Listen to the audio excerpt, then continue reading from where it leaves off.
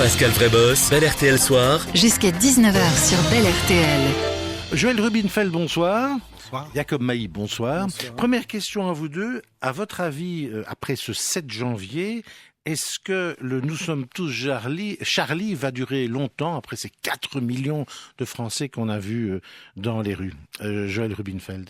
Tout dépend de ce qu'on en fera. Il y a un momentum, il y a une grande émotion. Des millions de personnes sont descendues dans les rues des grandes métropoles européennes. Maintenant, c'est à nous de transformer cela en quelque chose de constructif et surtout que les 17 victimes des terroristes islamistes ne soient pas morts pour rien. Il faut nommer le mal, il faut identifier le mal. Je veux dire, nous sommes face aujourd'hui à un nouveau totalitarisme. Sur les 100 dernières années, l'Europe a connu 3 grands totalitarismes. Le communisme, le nazisme et aujourd'hui l'islamisme. Il est important de nommer le mal, de nommer l'ennemi. Et Donc, Oui, nommer l'ennemi, c'est-à-dire l'ennemi, ce sont les islamistes. c'est l'État islamique? Entre autres l'État islamique, mais ce sont tous qui s'appellent État islamique en Syrie, en Irak, qu'il s'appelle Hamas à Gaza, qu'il s'appelle Boko Haram au Nigeria, qu'il s'appelle les Shebab ou alors le Hezbollah au Liban. Donc je veux dire, ça fait partie du même projet, de la même idéologie. Ce sont les gens qui ont assassiné 17 personnes à Paris la semaine dernière. Ce sont des gens qui ont tué à Sydney l'année dernière, qui ont tué au musée juif de Bruxelles l'année dernière, qui ont tué dans une synagogue à Jérusalem l'année dernière. Et il est important de comprendre une chose, c'est que s'ils n'en nomment pas l'ennemi, alors le crayon qui a été brandi ces derniers jours par des millions de démocrates ne servira à rien d'autre que signer notre acte de capitulation face à ce nouveau totalitarisme qu'est la barbarie islamiste. Jacob Mailly, même question. Un après 7 janvier et comment? Tout dépend pour qui, dans quel état d'esprit on se situe. Je dirais un après 7 janvier et comment, c'est une manière de se positionner face à une stigmatisation que l'on voit aujourd'hui, face à une barbarie, face à des attentats, de la criminalité. C'est normal augmentale. qu'on stigmatise une barbarie. Non, stigmatisation de certaines communautés qui engendrent aussi de la barbarie, et face à la barbarie qui est faite, qui est instrumentalisée, qui utilise des spiritualités, des religions, que ce soit le sionisme, que ce soit cet État dit islamique. Donc Attendez, je comprends pas. Vous dites sionisme. Oui, Qu'est-ce que ça a à voir ici? Que ce soit le sionisme qui massacre en Palestine, c'est au nom d'une spiritualité aussi. On a stigmatisé une religion. Le judaïsme est noble, respectable et respecté. Le sionisme. Vous voulez mettre le sionisme comme je dis qu'il y a un islamisme grimpant aujourd'hui, violent, radical, qui tue, qui massacre au nom de l'islam. On a instrumentalisé aussi le judaïsme. Le sionisme a instrumentalisé le judaïsme. Et donc, cette stigmatisation que vivent certains musulmans aujourd'hui qui la ressentent, elle est réelle parce qu'il y a aussi une sorte de confortation de certaines frustrations, de l'islamophobie, etc. Tout en même temps, il faut condamner de manière catégorique les actes qui mènent à l'atteinte à la vie d'innocents, comme on a pu le voir. Est-ce que c'est une interprétation psychopathique de l'islam, à la limite comme l'Arabie saoudite? Écoutez, l'Arabie saoudite ne pose aucun problème à nos dignitaires politiques pour pouvoir mettre la main dans les mains et ensemble mener des projets à travers le monde. L'Arabie saoudite est un bon élève pour nos sociétés occidentales. Et ils ont une bonne interprétation de l'islam. Je ne vois pas pourquoi l'Arabie saoudite pose un problème quand on sait que sur le plan financier, économique et même sur le plan du soutien géostratégique, c'est ironique, ça, votre géostratégique, réponse. c'est pas ironique, c'est une réalité. Parce qu'on dit où le problème est réel. Il faut nommer les choses. Effectivement, on va nommer les choses. Il y a un islamisme qui, comme disait Roger Garaudy, il y a un islamisme qui est une maladie de l'islam. Il y a l'instrumentalisation de l'islam par certaines populations qui ne savent pas, qui ne comprennent pas. Elles deviennent de plus en plus nombreuses pour moi. L'État islamique, c'est ça? L'État islamique, c'est ça? L'État nombreux, c'est une minorité d'une minorité. Elles ne sont pas nombreuses. Mais on stigmatise ce qui se passe, des communautés musulmanes à partir de ce qui se passe ailleurs sur la scène internationale. Joël Rubinfeld, j'imagine que vous n'êtes pas tout à fait d'accord. Je ne suis pas du tout d'accord, mais en même temps, je ne suis pas surpris de la part de M. Mailly de ce genre de discours. M. Mailly est notre Tariq Ramadan, petit pied local. Non, je m'appelle Monsieur Jacob Mailly. Oui, vous êtes notre Tariq Ramadan, petit pied local. Vous me situez comme vous le voulez, mais je suis Jacob Mailly. Vous savez, Monsieur Mailly, vous allez me laisser exprimer allez-y, ce que je veux dire. Mais je suis encore Jacob Mailly. Mais vous êtes notre Tariq Ramadan, petit pied local. Allons-y. Et lorsque Monsieur Mailly prend par exemple comme référence le négationniste français Roger Garaudy comme étant, je vous cite, son maître spirituel, ou lorsque à l'IEX en 2013, il dit, je le cite, les jeunes partis en Syrie ne posent aucun problème. Bien, nous avons ici exactement une des sources du problème auquel nous faisons face, qui est incarné par M. Mahi, qui est incarné par la mouvance des frères musulmans, qui est incarné par ces islamistes qui tiennent un double discours, qui disent quelque chose en français, qui disent quelque chose d'autre en arabe. Et c'est là, pour revenir à votre question de départ, c'est là, qu'est-ce qui va se passer après justement cette tuerie de Paris? Est-ce que nous allons arriver à saisir ce momentum, à prendre conscience de la guerre, des actes de guerre répétés qui nous sont imposés? Nous ne sommes en conflit avec personne. Mais il y a cette mouvance islamiste qui tue aussi bien des gens ici, des journalistes à Paris, des juifs dans une épicerie cachère, ou alors aussi 132 écoliers à Peshawar au Pakistan. Donc il faut bien comprendre que cet islamisme s'en prend à ceux qui ne rentrent pas dans ce schéma. Et pour revenir sur le sionisme, parce que c'est quand même important, je voudrais préciser à M. Mahi que le sionisme est un mouvement de libération nationale, le mouvement de libération nationale du peuple juif, et ça se limite à cela. Après, si vous avez un problème avec le fait, comme probablement vous en avez, le fait qu'il y ait un État juif parmi les 192, 193 nations de notre planète, c'est votre problème et c'est l'expression justement contemporaine de cet antisémitisme qui sévit dans nos rues aujourd'hui. Ce qui me dérange, c'est pas le fait qu'il y a un tas... Oui, donc, bien sûr, je suis un suppôt de l'antisémitisme maintenant.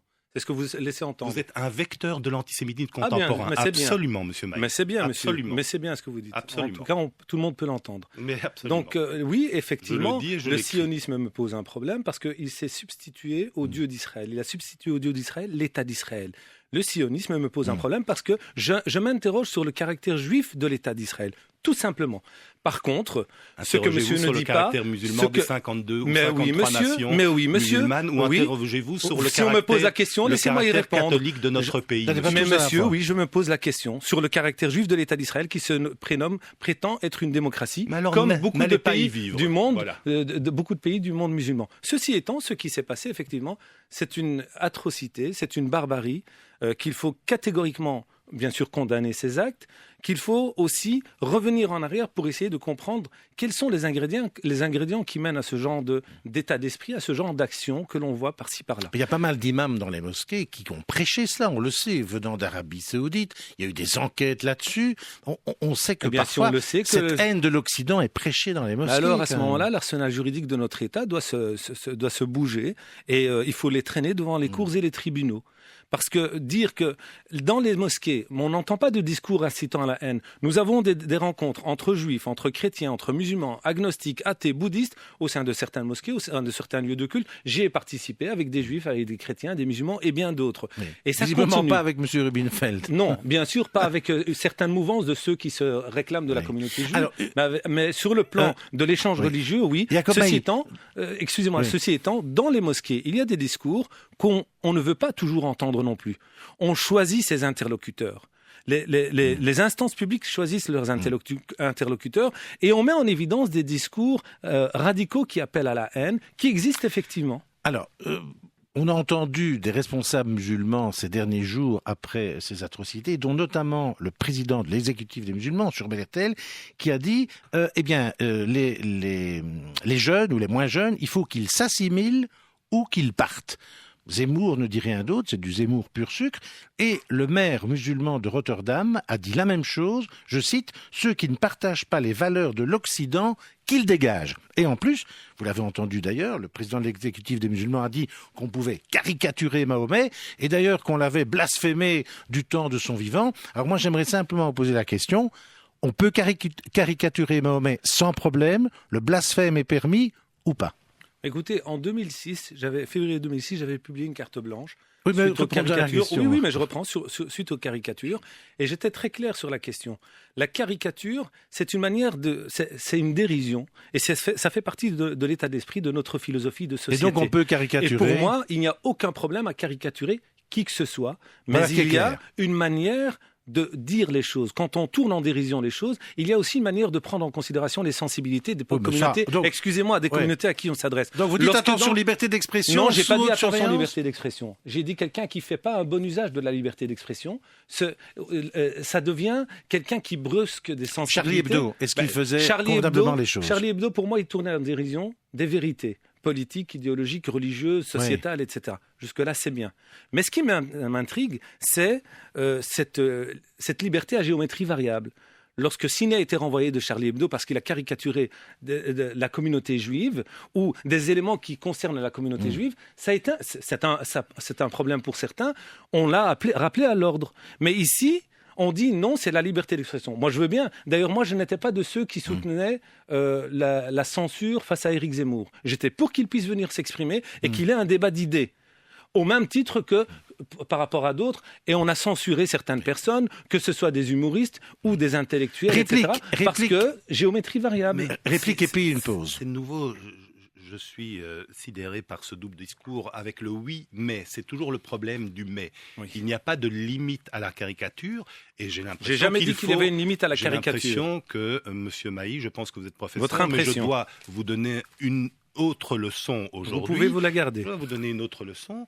C'est que vous devez différencier la critique d'une foi et la critique d'un peuple. Je n'ai jamais critiqué quelqu'un. Mais excusez-moi, Monsieur Mailly, maintenant vous allez me laisser parler. Alors, soyez retenu dans vos propos de manière la critique sensée. La critique d'une foi, c'est la critique, par exemple, de l'islam, la critique du judaïsme ou la critique du christianisme en tant que religion. Et Charlie Hebdo ne s'en mêle pas, ne s'en est pas gêné, et c'est très bien ainsi. D'ailleurs, je voudrais quand même signaler au passage que la religion la plus caricaturée dans Charlie Hebdo, c'était de loin le christianisme, le catholicisme avec le pape. La critique d'un peuple, la critique d'un peuple, qui soit juif, qui soit musulman, qui soit chrétien, eh bien là, c'est là qu'on touche à la limite de la liberté d'expression parce qu'il y a des lois qui déterminent que c'est un délit et non plus une opinion. Mais la critique d'une foi est une opinion et la critique d'un peuple est un délit, monsieur. On se retrouve après la pause. Sans la haine, sans inciter à la violence, ce n'est pas un délit, je suis désolé. Bel RTL Soir. Pascal Vrébos. Youssef de Serein, bonsoir. Oui, bonsoir. Youssef, on vous écoute brièvement parce qu'il y a beaucoup d'auditeurs. Oui, voilà, tout d'abord, ce qui s'est passé en France, c'est très regrettable. La violence, pour tout, on est contre la violence. Donc moi, je suis belge musulman, né en Belgique, et je trouve qu'il y a beaucoup de reprises de ce qui s'est passé par tout le monde, et beaucoup d'hypocrisie. Pourquoi ? Ici, pourquoi ? Parce que, écoutez, je répète, je suis contre la violence, mais Charlie Hebdo a été menacé, on a brûlé ce qui s'est passé et tout. Donc il y avait une très très très très grosse menace. Donc quand il y a une très grosse menace comme ça, et ce n'est pas vital s'il continue, donc il pouvait arrêter ou calmer les choses pendant un certain temps au moins. Et voilà, eux-mêmes le disaient que ce qui est arrivé, ils savaient bien que ça pouvait arriver. Donc ils devaient surtout censurer, Youssef, c'est ça que vous voulez dire ? Mais pour un certain temps, ou voir un peu comment on risque pas la vie des gens comme ça, je vais dire. On sait très bien qu'il y a des menaces de l'étranger, il y a des menaces de tous côtés, comme quoi ils vont leur faire ceci, cela, donc calmer les choses, laisser passer un peu ou caricaturer autre chose, les politiques ou quoi, parce que ici, ce qui se passe en fait, c'est maintenant tout le monde joue avec ça, avec les religions. Merci, Youssef. Dans toutes les religions, on prêche la même chose, c'est non-violence. Maintenant, quand on va rechercher dans des textes, on tourne les choses, dans tous les textes, là je parle de toutes les religions, on tourne les choses en disant que, oui, la guerre sainte, tout ceci ou cela, il n'y a pas tout ça. Toutes les religions, c'est la même chose. C'est amour, calme, on discute et ainsi de suite. Et merci. Les musulmans... Merci Youssef, je vous interromps parce qu'il y a beaucoup d'éditeurs. Il y a Hussein de Saint-Josse qui voudrait intervenir aussi. Hussein, bonsoir. Oui, bonsoir, monsieur Vrébos. En fait, je suis quelqu'un qui est malade, donc je me permets de vous appeler. Oui. Moi, j'ai juste quelque chose qui me trouve anormal. Qu'ont fait les politiques pendant tout ce temps-là ? C'est une question que je me pose. Qu'ont fait les politiques en France, à part de surfer sur l'identité nationale ? On a surfé sur la nationale sans arrêt. Et ces jeunes, on sait très bien, moi je suis dans le domaine éducatif des enfants. Je vous assure, les repères sont faciles. Mais il suffit parfois de les stigmatiser, de leur dire que vous n'êtes pas dans votre pays, de leur dire que votre religion est dangereuse. que le débat que j'entends entre M. Mailly et le représentant... Monsieur Rubinfeld, oui. M. Rubinfeld, voilà, on va déjà où on va. Et moi, je voulais croyais édifier quelque chose de positif derrière, mais finalement, qu'est-ce que vous voulez édifier? Puisque directement des différences apparaissent. Et encore plus choquant encore dans cette manifestation hier, des gens qui ont des sangs dans les mains, comment ont-ils le regard? On a tué 17 personnes, et c'est horrible, odieux et condamnable. Mais il y a des gens qui tuent des enfants. Et ils viennent se mettre devant, c'est encore plus honteux. C'est ça le souci. Vous parlez de la manifestation à Paris? À Paris. Il y a un premier ministre israélien qui a 2000 enfants morts. Moi, je suis dans une association qui prône la paix avec des juifs ici sur Bruxelles. Le souci, il est là. C'est qu'on nomme pas les choses véritablement, mais qu'on nomme tout alors. Oui. Tout. Merci Hussein. On voit que le débat part un peu dans tous les sens. J'aimerais revenir à ce que disait le président de l'exécutif musulman, qui, pour l'instant, il faut le dire, disparaît de tous les médias. Il paraît qu'il y aurait eu pas mal de pression de votre communauté. Assimiler ou partir? Partager nos valeurs européennes ou déguerpir, disait le maire musulman de Rotterdam. D'accord, pas d'accord? On a le droit d'être critique par rapport à des valeurs de la société dans laquelle nous vivons. Il y a d'autres systèmes de valeurs qui sont porteurs de sens et de normes au même titre que notre système de valeurs. Mais dégager, je ne comprends pas comment quelqu'un qui représente la citoyenneté de notre pays peut parler de la sorte. Puisque un citoyen belge, qu'il soit de confession musulmane ou autre, peu importe, est un citoyen belge. S'il a un problème avec la société, à lui de se réajuster, à lui d'entendre, de voir, de confronter ses points de vue. Oui, de partir ailleurs, mais lui demander de partir parce qu'il ne partage pas un point de vue d'une société. Il y a beaucoup de gens beaucoup de gens sont critiques par rapport à la société. Juste un élément, il ne faut pas qu'on cède à la pression non plus. Parce que quand j'entends l'auditeur, céder à la pression, c'est grave, parce que sous prétexte qu'il y a des menaces, on va céder et on va plier les bras et ne plus entrer dans cette logique de liberté qu'il faut entretenir. Assimiler ou partir? Écoutez, la Belgique est une terre d'accueil. Elle a accueilli des vagues successives d'immigration d'Italie, d'Espagne, de Pologne. Mon père lui-même, en 1939, quand il a fui les nazis après l'Anschluss à Vienne, il a été accueilli en Belgique. Et il m'a toujours enseigné quelque chose. C'est quelque chose qui est une tradition dans la communauté juive et je pense dans la majorité des vagues successives d'immigration. C'est le pays qui nous accueille. Eh bien, la moindre des choses qu'on rend en contrepartie, c'est de vivre selon son modèle de société. On n'a pas à imposer des règles venues de l'étranger. Je vous donne un petit exemple. Rapidement. Lorsque j'étais à l'école publique, au lycée d'Ashbeck en l'occurrence, quand j'étais jeune, donc je mangeais pas de porc. Il se trouve que dans la cantine, une ou deux fois par semaine, il y avait du porc. Je n'ai jamais eu l'idée de demander qu'il n'y ait pas de porc ou qu'il y ait un menu alternatif. Vous apportez vos tartines. Exactement. Ouais. Donc, nous devons, alors vous appelez ça assimiler, vous appelez ça intégrer.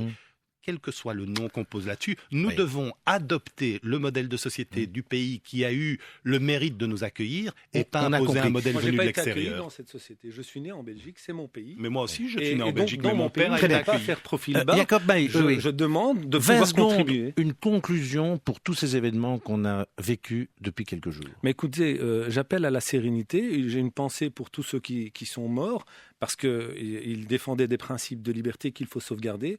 Mais je suis indigné que quand on voit que dans des marches comme celle qu'on a eue hier à Paris, on fait venir le roi de Jordanie, un ministre saoudien, le premier ministre israélien, toutes des gens qui ont les mains tachées de sang d'innocents. Et donc, je me dis, il y a une instrumentalisation des choses. Libérons la parole, libérons l'action et en faveur de la Joël liberté. Rubinfeld, conclusion en 20 secondes. Israël se bat contre exactement les mêmes problèmes que nous expérimentons ici, c'est-à-dire le terrorisme islamiste. Que ce soit Hamas, Gaza, c'est un mouvement de résistance noble. On relance pas le débat qualifié tout à l'heure. Je vous réinvite une autre fois si vous voulez. Que ce soit face aux islamistes à Gaza, aux islamistes au La Liban. conclusion. Moi, je voudrais juste conclure sur une chose. Outre le fait qu'il faudrait sortir de cet angélisme et avoir des discours vrais, je pense qu'aujourd'hui, M. Mailly, plus personne ou très peu de gens sont dupes de votre double langage. Mais je voudrais conclure sur une seule phrase. Je suis Charlie. Je suis policier, je suis la juif. Liberté. Je suis Charlie, je suis policier, ni je juif, suis ni juif. rien du tout, ni musulman. Je suis ici un homme porteur d'un message de liberté et je suis la conscience éveillée de l'opprimé, quel qu'il soit, monsieur Brebos, qu'il soit juif, je suis chrétien, bouddhiste, agnostique, musulman. Messieurs, merci citoyen. d'avoir participé à ce débat plutôt musclé, mais nous sommes en démocratie et dans le Bel RTL Soir, c'est la liberté de parole.